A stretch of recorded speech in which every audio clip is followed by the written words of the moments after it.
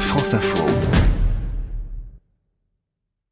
C'est ma maison sur France Info, l'actualité de l'immobilier. La Cour de justice de l'Union européenne a rendu cette semaine un arrêt très important dans la lutte que mène la mairie de Paris aux locations touristiques de type Airbnb.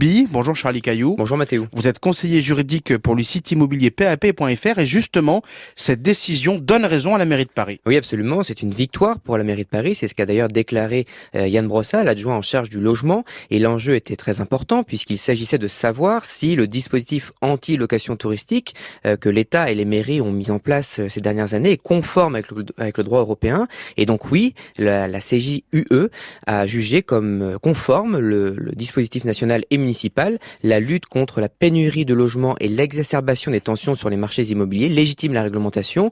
Même si dans les faits, elle rend très très difficile la location de courte durée, bien la réglementation française est conforme au droit européen et peut donc continuer à s'appliquer. Donc la mairie de Paris va pouvoir continuer à contrôler et sanctionner les propriétaires récalcitrants. Oui, encore une fois, cette décision était très attendue puisque depuis janvier 2019, les juges français, saisis par la mairie pour condamner les propriétaires récalcitrants, ne statuent pas dans l'attente de cette décision. La mairie de Paris va pouvoir faire payer les amendes aux propriétaires qui n'ont pas respecté la législation, amende qui peut atteindre 50 000 euros par local loué illégalement. Alors c'est pas seulement une victoire pour la mairie de Paris, mais aussi pour les 22 métropoles européennes, dont Paris et Bordeaux, qui ont lancé un appel en mars dernier pour une meilleure régulation européenne de ces locations touristiques.